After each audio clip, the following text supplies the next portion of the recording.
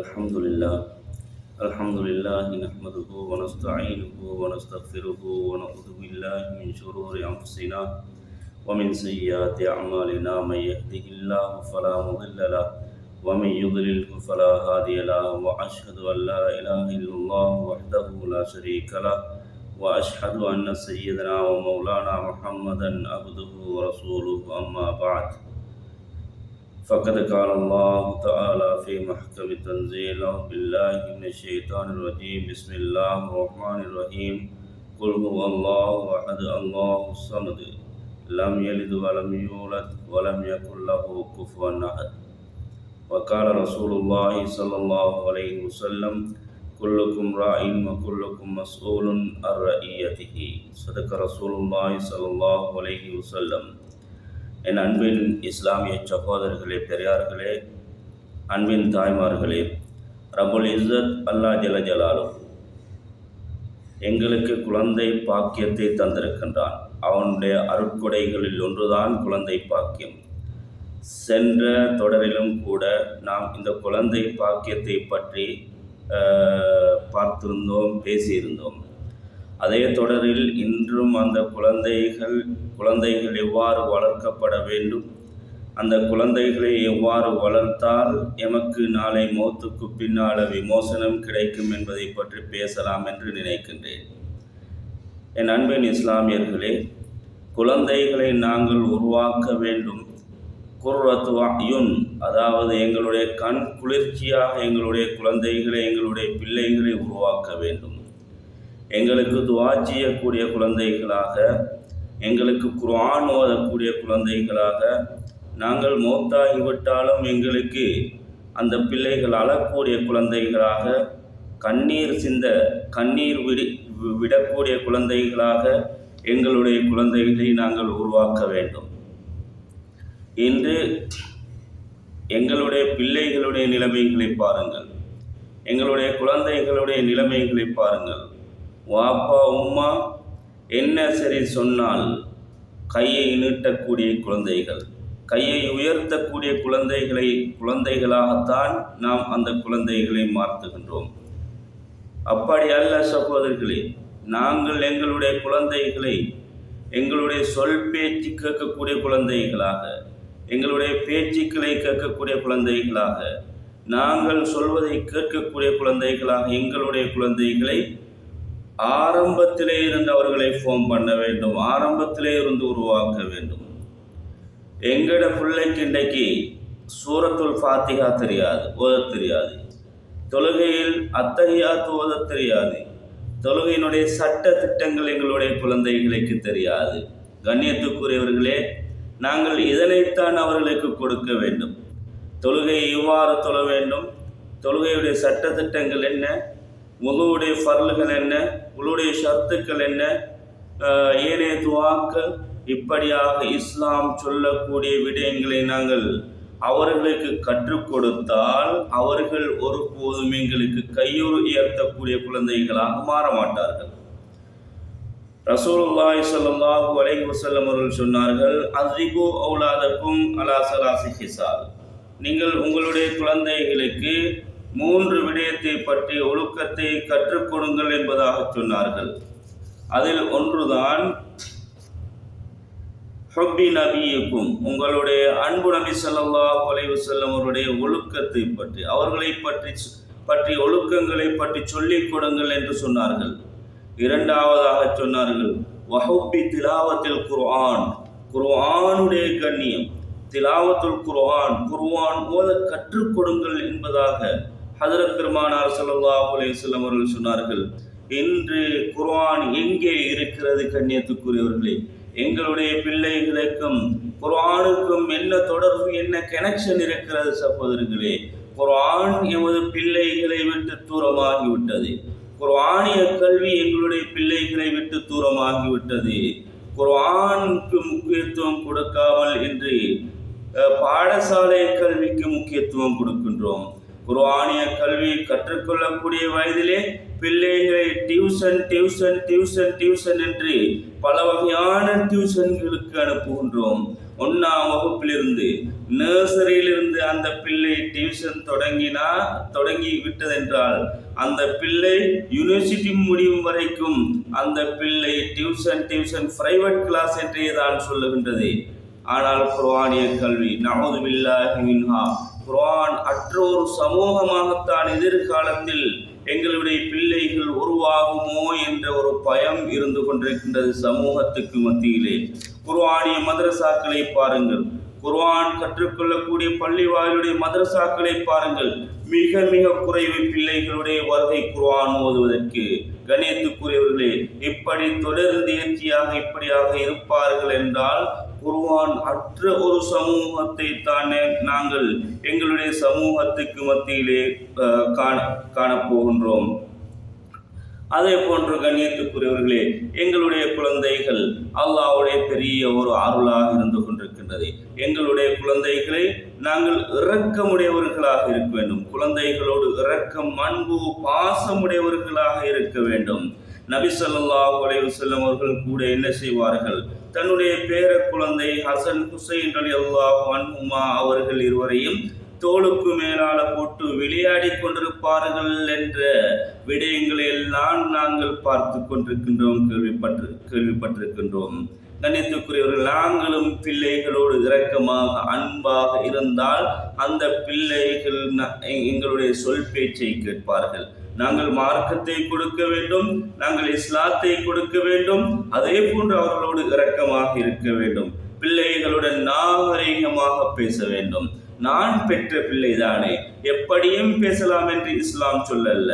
நான் வயிற்றிலே 9 மாதம் சுமந்த பிள்ளைதானே, என்னுடைய கருவிலே சுமந்தவன் தானே, நான் எப்படியும் பேசலாம்? இல்லை சகோதரிகளே, பிள்ளைகளுக்கு முதலாவது பேச பழகிக் கொள்ளுங்கள். பெற்றோர்கள் பிள்ளைகளோடு எவ்வாறு பேச வேண்டும், அன்பு மகனோடு எவ்வாறு பேச வேண்டும் என்று இஸ்லாம் சொல்லித் தருகின்றது.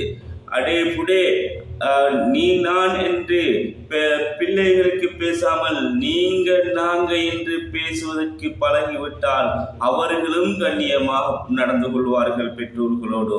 கண்ணியத்துக்குரியவர்களே, give the respect, take the respect என்று சொல்வார்கள். கண்ணியம் கொடுத்துத்தான் கண்ணியம் வாங்க வேண்டும். அதனால பிள்ளைகளோடு அநாகரீகமாக பேசாமல் நாகரீகமாக பேசுவதற்கு கற்றுக்கொள்ள வேண்டும். கண்ணியத்துக்குரியவர்களே, எந்த அளவுக்கு என்றால், நான் வேலை நிமித்தமாக இருக்கக்கூடிய நாட்டில் சில நாட்களுக்கு முன்னால 1 வயது இருக்கும் என்று நினைக்கின்றேன், 1 வயது அல்லது 1.5 வயது, எல்லா பிள்ளைகளும் வருவார்கள், எல்லோரும் வருவார்கள். கண்ணியத்துக்குரியவர்களே, நான் என்ன செய்தேன், அந்த பிள்ளைக்கு கையை கொடுத்தோ சலாம் சொன்னேன். அந்த நேரத்தில் அந்த பிள்ளை என்ன தெரியுமா செய்கின்றது, ஒழுங்கான முறையில் பதில் சொல்லக்கூட முடியாது. அந்த பிள்ளை என்னுடைய கையெடுத்து இப்படி மோந்து விட்டு இப்படி நெஞ்சிலேயே கையை வைக்கின்றது. அப்படி அவருடைய பெற்றோர்கள் அந்த குழந்தைகளை உருவாக்கி இருக்கின்றார்கள். இன்று நாங்கள் எங்களுடைய குழந்தைகளுக்கு எவ்வளவுதான் சொல்லிக் கொடுத்தாலும் என்னதான் சொல்லிக் கொடுத்தாலும் அவர்களுக்கும் ஏதோ என்னமோ தெரியாது, அவர்களுக்கும் ஒன்றும் புரியாமல் தான் இருந்து கொண்டிருக்கின்றது. கண்ணியத்துக்குரியவர்களே, லுக்மான் அலைஹிஸ்ஸலாத்து வஸ்ஸலாம் அவர்கள் கூட அவருடைய மகனுக்கு செய்த உபதேசத்தை அல்லாஹு தஆலா அல் குர்ஆன்ல சொல்லி காட்டுகின்றான். கண்ணியத்துக்குரியவர்களே, அந்த லுக்மான் அலைஹிஸ்ஸலாத்து வஸ்ஸலாம் அவர்கள் சொன்ன உபதேசத்தை நாங்களும் எங்களுடைய குழந்தைகளுக்கு கற்றுக் கொடுக்க வேண்டும். என்ன சொன்னார்கள்? லுக்மான், சூரத்துல் லுக்மானை புரட்டி பாருங்கள். என்னுடைய அருமை மகனே, வலா தம்ஷி ஃபில் அர்லி மரஹா, நீங்க பூமியில நடக்கும் பொழுது பெருமையாக தாம்பீகமாக நடக்காதீர்கள் என்று சில உபதேசங்களை செய்தார்கள். கடித்துக்குரியவர்களே, நாங்களும் அப்படியான நல்ல பல உபதேசங்களை எங்களுடைய அன்பு குழந்தைகளுக்கு கற்றுக் கொடுக்க வேண்டும். பெரியவர்களோடு எவ்வாறு நடந்து கொள்ள வேண்டும், வயதில் மூத்தவர்களோடு எவ்வாறு நடந்து கொள்ள வேண்டும், உங்களுடைய பேச்சுக்கள் எவ்வாறு இருக்க வேண்டும் என்று எங்களுடைய அன்பு குழந்தைகளுக்கு நாங்கள் சொல்லிக் கொடுக்க வேண்டும். நாங்கள் தான் முதலாவது பாசறை. 5 வயது வரைக்கும் ஒரு தாயும் தகப்பனும் தான் முதலாவது பிள்ளையுடைய பாசறையாக இருந்து கொண்டிருக்கிறார்கள். இன்று ஆசிரியரை மதிக்க தெரியாத ஒரு சமூகம், ஆசிரியர்களை மதிக்க தெரியாத சமூகத்தை தான் நாங்கள் உருவாக்கி இருக்கின்றோம். ஒரு சமூகத்தை தான் நாங்கள் ஃபோம் பண்ணியிருக்கின்றோம். சில ஆசிரியர்கள் என்ன தெரியுமா சொல்லுகின்றார்கள், ஓலவல் பிள்ளைக்கு பக்கத்திலே இருப்பதற்கு எங்களுடைய மேல் உடம்பு சிலிர்க்கின்றது என்று சொல்லக்கூடிய வார்த்தைகளை, மிகவும் அதாவது கவலையான வார்த்தைகளை கூட நாங்கள் கேள்விப்படுகின்றோம். அண்மையிலே ஒரு ஆசிரியை பகிர்ந்து கொண்ட விடயம், கண்ணியத்துக்குரியவர்களே, அந்த விடயம் ஒருவர் மூலமாக எனக்கு வந்தது. என்ன சொன்னார் அந்த ஆசிரியை? கண்ணியத்துக்குரியவர்களே, இந்த வயதுக்கு வந்த ஆண் பிள்ளைகளுக்கு பக்கத்தில் இருப்பதற்கு என்னுடைய மேனி கூட சிலிர்க்கின்றது, அதாவது பயப்படுகின்றது என்று சொன்ன விடயத்தை என்னோடு அவர் பகிர்ந்து கொண்டாரு. கண்ணியத்துக்குரியவர்களே, அந்த அளவுக்கு தான் ஆசிரியர்களை கண்ணியப்படுத்தாத ஒரு சமூகத்தை தான், பிள்ளைகளை தான், ஒரு வளத்தை தான் நாங்கள் எங்களுடைய சமூகத்துக்கு மத்தியிலே உருவாக்கி கொண்டிருக்கின்றோம். மாஷா அல்லாஹ், ஆரம்பத்தில் படித்த மாணவர்கள், ஆரம்ப காலத்தில் 20 வருடம் 25 வருடத்துக்கு முன்னால படித்து கொடுத்த ஆசிரியர்களை இன்றும் அந்த சமூகம் கண்ணியப்படுத்துகின்றது. உண்மையிலே நாங்கள் எங்களுக்கு படித்து தந்த ஆசான்கள், எங்களுக்கு படித்து தந்த உஸ்தாத்மார்களை இன்றும் கண்டால் கூட அவர்களுக்கு பக்கத்திலே இருப்பதற்கு தயங்குகின்றோம். இன்றும் அவர்களுக்கு முன்னால பேசுவதற்கு கூச்சப்படுகின்றோம். அந்த அளவுக்கு தான் 25 வருடங்களுக்கு முன்னால உள்ள பிள்ளைகள் ஆசிரியர்களோடு நடந்து கொண்டார்கள். ஆனால் இன்றைய சமூகம் ஆசிரியர்களை மதிக்க தெரியாத சமூகம், ஆசிரியர்களை மதிக்க தெரியாத சமூகம், அதே போன்று பெரியவர்களை மதிக்க தெரியாத சமூகம், உலமாக்களை மதிக்க தெரியாத ஒரு சமூகத்தை தான் ஒவ்வொரு குடும்பமும், ஒவ்வொரு ஊரும், ஒவ்வொரு கிராமமும், ஒவ்வொரு நாடும் வளர்த்து கொண்டிருக்கின்றது. எனவே இப்படியாக பிள்ளைகளை நாங்கள் உருவாக்கினால் எந்த விதமான பிரயோசனமும் இல்லை. அல்லாஹ்விடத்தில் பாவத்தை தான் பெற்று தருவார்கள் அந்த குழந்தைகள். எனவே நாங்கள் ஒவ்வொரு பெற்றோர்களும் சொல்லக்கூடிய விடயம் என்ன தெரியுமா? பிள்ளைகளை கட்டி காப்பது பெரும் ஆபத்து, பெரும் கஷ்டம் என்று ஒவ்வொரு தாய்மாரும் அழுகின்றார்கள். கண்ணியத்துக்குரியவர்களே, என்னுடைய மகனை கட்டி காக்க முடியாது. வயதுக்கு வந்த மகன் இருக்கின்றான், 15 வயது ஆகிவிட்டால் அவனை கட்டி காப்பதற்கு கஷ்டம். என்னுடைய மகளை கட்டி காக்க முடியாது, அவளை கட்டி காப்பது பெரியோரு கஷ்டமான ஒரு சூழலாக இருந்து கொண்டிருக்கின்றது, பெரியோரு கஷ்டமாக இருந்து கொண்டிருக்கின்றது. அவள் என்ன செய்வாள், அவளுடைய நிலைமை என்னவாகும் என்று எனக்கு பயமாக இருக்கின்றது. நாங்கள் உண்மைதான் பெற்றோர்கள் குழந்தைகளை நம்புகின்றார்கள். ஆனால் குழந்தைகளை பெற்றோருடைய கண்ணியத்தை அவர்கள் காப்பாற்றுவதற்கு முயற்சி செய்ய மாட்டார்கள். எனவே அந்த குழந்தைகளை நாங்கள் இஸ்லாமிய சூழலில் வளர்த்து விட்டால் கண்ணியத்துக்குரியவர்களே, நிச்சயமாக அது ஒரு பாதுகாப்புக்கிடையமாகத்தான் இருக்கும். நாங்கள் நல்ல சூழலை அவர்களுக்கு உருவாக்க வேண்டும், நல்ல இன்வயர்மெண்ட் உருவாக்கப்பட வேண்டும், நல்ல நண்பர்களை அவர்களுக்கு உருவாக்க வேண்டும், நல்ல நண்பர்களை ஃபார்ம் பண்ண வேண்டும். கண்ணியத்துக்குரியவர்களே, என்னுடைய அன்பு மகன் யாரோடு நட்பு வைக்கின்றான், என்னுடைய அன்பு மகள் யாரோடு நட்பு வைக்கின்றால், கூடாத நண்பர்களா உடனே அறுத்து விட வேண்டும். சகோதரிகளே, அவர்களை தூரமாக்க வேண்டும். நல்ல நண்பர்களை அவர்களுக்கு நண்பராக உருவாக்குங்கள், நல்ல நண்பிகளை அவர்களுக்கு நண்பிகளாக உருவாக்குங்கள். உருவாக்கிவிட்டால் அவர்களிடத்தில் இருக்கக்கூடியது எங்களுடைய குழந்தைகளுக்கும் செல்லும் என்பதில் மாற்று கருத்துக்கு இடமில்லை. நாங்கள் மார்க்க கல்விக்கு முக்கியத்துவம் கொடுக்க வேண்டும். எவ்வளவு மார்க்க கல்விக்கு முக்கியத்துவம் கொடுக்க முடியுமோ அந்த அளவுக்கு முக்கியத்துவம் கொடுங்கள். உங்களுடைய குழந்தைகளுக்கு மார்க்க கல்வியை கொடுங்கள். உங்களுடைய குழந்தைகளுக்கு மார்க்க கல்வி எப்படியோ நீங்கள் எவ்வளவு கஷ்டப்பட்டோ கற்றுக் கொடுங்கள். அல்லாஹ் உங்களுடைய குழந்தைகளை பாதுகாப்பார். அது ஒரு மார்க்க கல்வி. உங்களுடைய குழந்தைகள் பாவத்தை விட்டும் தூரமாகுவதற்கு அது ஒரு கேடயம் சகோதரிகளே. ஆனால் துரதிர்ஷ்டவசமாக கணித்துக்குரியவர்களே, ஒரு சில டீச்சர்ஸ், எல்லாரும் அல்ல, ஒரு சில ஆசிரியர்களுக்கு இது ஒரு எலர்ஜிக்காக இருக்கின்றது. பிள்ளை படிக்கத்தான் வேண்டும், பிள்ளை படிப்பு மட்டும்தான் பிள்ளைக்கு தேவை. பிள்ளைகளுக்கு படிப்பு மட்டும் இருந்தால் போதும். படிப்புள்ள சமூகம், படிப்பை கொடுத்த சமூகம் எத்தனை பேர் இன்று மதுவுக்கு அடிமையானவர்களாக, ட்ரக்ஸுக்கு அடிமையானவர்களாக இருந்து கொண்டிருக்கின்றார்கள். சொல்ல முடியுமா? தாராளமாக முடியும் சகோதரிகளே. படிப்பு படிப்பு படிப்பு என்று படிப்பை கொடுத்த இன்று எத்தனையோ சமூகம் மதுவுக்கும் மாதவுக்கும் அதே போன்று ட்ரக்ஸுக்கும் அடிமையானவர்கள் இருக்கின்றார்கள். ஆனால் மார்க்க கல்வியை கொடுத்த சமூகம் மதுவுக்கும் மாதவுக்கும் ட்ரக்ஸுக்கும் அடிமையானது விகிதாசாரத்தில் குறைவு. 1000-ல் அதாவது 10,000-ல் 1% இருக்கலாம், இல்லை என்று நான் சொல்லவில்லை. 1000-ல் 10,000-ல் 1% இருக்கலாம். ஆனால் படிப்பை மட்டும் கொடுத்த சமூகம் கணித்துக்குரியவர்களே 1000-ல் 800% இன்று ட்ரக்ஸுக்கும் மதுவுக்கும் மாதவுக்கும் அடிமைப்பட்ட சமூகம் இருக்கின்றார்கள். ஆனால் ஒரு சில பிள்ளைகள் ஆசிரியர்களிடத்தில் சொல்லுகின்றார்கள், சார், டீச்சர், நான் மதரசாவுக்கு போகின்றேன், நான் ஓத போகின்றேன்.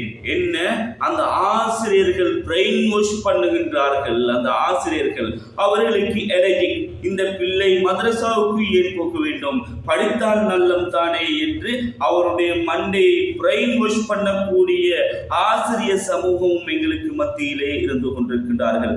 அவர்களுக்கு எலர்ஜிக். மார்க்க கல்வி என்றால் ஜுப்பாவை போட்டால் அவன் ஒரு மௌலவியாக ஒரு ஆலிமாகிவிட்டால், அவள் ஒரு ஆலிமாவாக ஆகிவிட்டால் சமூகத்தில் அது ஒரு எலர்ஜிக்காக அதை பார்க்கின்றார்கள். கண்ணியத்துக்குரியவர்களே, நாங்கள் எங்களுடைய பிள்ளைகளை, எங்களுடைய குழந்தைகளை கல்வி கற்ற சமூகமாக, மார்க்க கல்வியை கற்ற சமூகமாக நாங்கள் எங்களுடைய குழந்தைகளை உருவாக்க வேண்டும். எல்லா குழந்தைகளும் சிறந்தவர்கள் தான். உதாரணத்துக்கு நான் ஒருவரை சொல்லுகின்றேன். உங்களுக்கு தெரியும், எங்கள் எல்லோருக்கும் தெரியும், தோமஸ் அல்வா எடிசன் என்பவரை எல்லோருக்கும் தெரியும் சகோதரிகளே. தோமஸ் அல்வா எடிசன் பாடசாலையில் கற்றுக்கொள்ளும் பொழுது அதாவது அந்த அளவு ஒரு டேலண்டான ஒரு மாணவனாக ஆசிரியர் அந்த வகுப்புடைய ஆசிரியை காணவில்லை. அதனால அவருடைய தாய்க்கு அழைப்பு விடுக்கின்றார். உங்களுடைய மகனை எங்களால் கண்ட்ரோல் பண்ண முடியாது, உங்களுடைய மகனுக்கு படிப்பு வராது, உங்களுடைய மகனுக்கு கற்றுக் கொடுப்பது கஷ்டமாக இருக்கின்றது, நீங்கள் உங்களுடைய மகனை கூட்டிக் கொண்டு சொல்லுங்கள் என்பதாக தோமஸ் அல்வா எடிசனுடைய தாய்க்கு கோல் போகின்றது.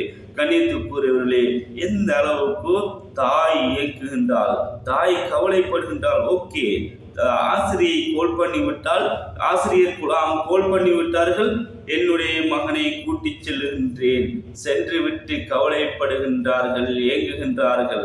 அந்த தாயுடைய ஏக்கம், அந்த தாயுடைய கவலை, அந்த தாயுடைய கண்ணீர் சகோதரிகளே எந்த அளவுக்கு என்றால், பின்னால அந்த மின் குமிழை கண்டுபிடித்த ஒருவராக அந்த தோமஸ் அல்வா எடிசன் அந்த நிலைமைக்கு மாறுகின்றார். இன்றும் அவருடைய பேர் பேசப்படுகின்றது. அவருடைய பேசப்படாத நாடு, பேசப்படாத ஊரோ, பேசப்படாத பாடசாலை, பேசப்படாத மக்கள், தெரியாத பேர் அந்த தோமஸ் அல்வா எடிசன் என்ற பெயர் தெரியாத யாரும் இல்லை சகோதரிகளே. அன்பின் தாய்மார்களே, உங்களிடத்தில் பணிவாக நான் கேட்டுக்கொள்கின்றேன். உங்களுடைய கருவில உங்களுடைய குழந்தை உருவாகிவிட்டதென்றால், கருவறை முதல் பிள்ளைகளுடைய பிள்ளைகளை நாங்கள் எப்படி வளர்க்க வேண்டும் என்ற பாடத்திட்டம் ஆரம்பிக்கப்பட்டு விடுகின்றது. அன்பின் தாய்மார்களே, உங்களுடைய கருவறையில உங்களுடைய குழந்தை தரித்து விட்டதென்றால், அன்று முதல் நீங்கள் இஸ்லாமிய பற்றுடையவர்களாக, இஸ்லாமிய பண்புள்ளவர்களாக நீங்கள் உங்களை மாற்றிக்கொள்ள வேண்டும். அவர்களுக்கு நீங்கள் எதை செய்கின்றீர்களோ, உங்களுடைய கருவிலே சுமந்த மகன், சுமந்த மகள், நீங்கள் எதை செய்கின்றீர்களோ அதனை அவர்கள் கேட்கின்றார்கள். அதன் பிரகாரம் அவர்கள் உலகத்தில் பிறந்ததற்கு பின்னால அவர்கள் உருவாகுவார்கள் என்பதில் மாற்று கருத்துக்கிடமில்லை. உங்களுடைய குழந்தையை நீங்கள் சுமந்து விட்டால் குர்ஆன் ஓதக்கூடியவர்களாக, துஆவோடு திக்ரோடு நல்ல விடயங்களை செய்யக்கூடியவர்களாக நீங்கள் மாற வேண்டும். அதற்கு பதிலாக உங்களுடைய குழந்தை நீங்கள் வயிற்றிலே சுமந்துவிட்டு நீங்கள் படம், நாடகம், சினிமா என்று அதே போன்று இசை என்று நீங்கள் அதற்கு பின்னால திரும்பீர்கள் என்றால் கண்ணியத்துக்குரிய தாய்மார்களே, உங்களுடைய சொல் பேச்சுகளை உங்களுடைய மகன் கேட்க மாட்டான், உங்களுடைய சொல் பேச்சுகளை உங்களுடைய மகள் கேட்க மாட்டாள். அந்த பிள்ளைகள் சினிமாவுக்கு அடிமைப்பட்ட பிள்ளைகளாக, சினிமாவுக்கு எடிக்டான பிள்ளைகளாக, அதே போன்று இஸ்லாமிய பற்றற்ற பிள்ளைகளாக அவர்கள் மாறிவிடுவார்கள். இது யாரு செய்த பிழை? நீங்கள் செய்த பிழை. ஒவ்வொரு தாய்மாரும் செய்த பிழை. இன்று காலம் போக வேண்டும், நேரம் போக வேண்டும் என்பதற்காக வயிற்றிலே பிள்ளையை சுமந்து கொண்டு அந்த சினிமாவுக்கு முன்னால் உட்கார்ந்து கொண்டு படங்களை பார்த்து கொண்டிருப்பீர்கள் என்றால் ஒருபோதும் உங்களுடைய குழந்தை நல்ல குழந்தையாக உருவாகாது என்பதை மனதிலே நிறுத்திக் கொள்ளுங்கள்.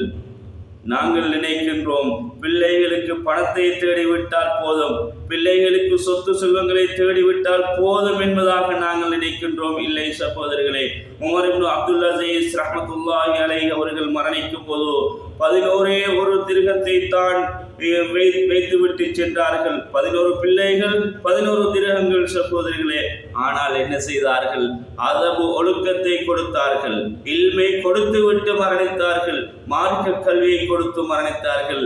அதனால இன்று வரை அவருடைய குழந்தைகளுடைய பெயர்கள் பேசப்படுவதை நாங்கள் பார்க்கின்றோமா இல்லையா? இமாம் ஷாஃபி ரஹ்மத்துல்லாஹி அலைஹி அவர்கள் குறைஷி குலத்தை சேர்ந்தவர்கள். அந்த அவருடைய தாய் குறைஷி குலத்தை சேர்ந்த ஒரு பெண்மணி, அதாவது கணவனை இழந்த ஒரு பெண்மணி பிறந்தது. இன்று எங்களுக்கு தெரியும், காசா, பலஸ்தீன் காசாவிலே தான் அந்த இமாம் ஷாஃபி ரஹ்மத்துல்லாஹி அவர்கள் பிறந்தார்கள். கண்ணியத்துக்குரியவர்களே, தந்தை இல்லை. கண்ணியத்துக்குரியவர்களே, அந்த ஷாஃபி இமாமுடைய மனைவி ஒரு விதவையாக இருக்கின்றாள். என்ன செய்கின்றாள்? அவளுடைய ஆசை தன்னுடைய மகன் மார்க்க கல்வி கற்ற மனிதனாக உருவாக வேண்டும் என்பது தன்னுடைய ஆசை. அதனால கண்ணியத்துக்குரியவர்களே, 7 வயதில் குர்ஆனை மனனம் செய்த ஒரு ஹாஃபிலாக மாறினார்கள். 10 வயதில் முஅத்தா என்று சொல்லக்கூடிய கிரந்தத்தை எழுதினார்கள். அதற்கு பின்னால உம்மு என்று சொல்லக்கூடிய கிரந்தத்தை எழுதினார்கள். சின்ன வயது கண்ணியத்துக்குரியவர்களே, சின்ன வயதுல இப்படியான சாதனையாளர்களாக உருவாகினார்கள். யாருடைய துவா, யாருடைய கவலை? தாயுடைய துவா, தாயுடைய கவலை. அது மாத்திரமல்ல, இமாம் புகாரி ரஹ்மத்துல்லாஹி அலைஹி அவர்கள் முழு உலகமும் பேசுகின்றது. நைசாபூரில பிறந்தவர், இன்று சொல்லுகின்றமே ரஷ்யா என்று அந்த நாட்டில் பிறந்தவர். கண்ணியத்துக்குரியவர்களே, இமாம் புகாரி அவர்கள், இமாம் புகாரி ரஹ்மத்துல்லாஹி அலைஹி அவர்களின் தாயும் ஒரு விதவை தான். அவளுடைய ஆசை என்ன தெரியுமா? மகன் ஒரு மேதையாக வர வேண்டும், மகன் ஒரு இன்டலெக்சுவலாக வர வேண்டும், மார்க்கத்தை கற்ற ஒரு மேதையாக வர வேண்டும் என்பது தன்னுடைய ஆசை. கையேந்துகின்றாள், அழுகின்றாள், கவலைப்படுகின்றாள். யா அல்லாஹ், என்னுடைய அருமை மகனை ஒரு மேதையாக, கல்வியை கற்ற ஒரு ஆலிமாக உருவாக்கி என்பதாக அழுகின்றார். ஆனால் 2 கண்களும் தெரியாது. ஒரு நாள் உறங்குவதற்கு முன்னால 2 ரக்காத் சுன்னத் தொழுது கையேந்துகின்றாள். யா அல்லாஹ், என்னுடைய அருமை மகனுக்கு கண் தெரியாது யா அல்லாஹ், எனவே அவருக்கு கண் பார்வையை கொடுத்து விடுவாயாக. ஆனால் அந்த புகாரி இமாமுடைய தாய் ஒரு முஸ்தஜாபு தஅவாவாக இருக்கின்றாள். கண்ணியத்துக்குரியவர்களே, ஒரு நாள் கனவு காணுகின்றார்கள். உங்களுடைய அன்பு மகனுக்கு நாங்கள் கண் பார்வையை கொடுத்து விட்டோம் என்று ஒரு கனவை காணுகின்றார்கள். கண்ணியத்துக்குரிய சகோதரர்களே, பெரியார்களே, பிறகு எந்த அளவுக்கு என்றால் உலகம் போற்றக்கூடிய அன்று முதல் இன்று வரை கியாமம் வரைக்கும் அந்த புகாரி இமாமுடைய பேரை சொல்லக்கூடிய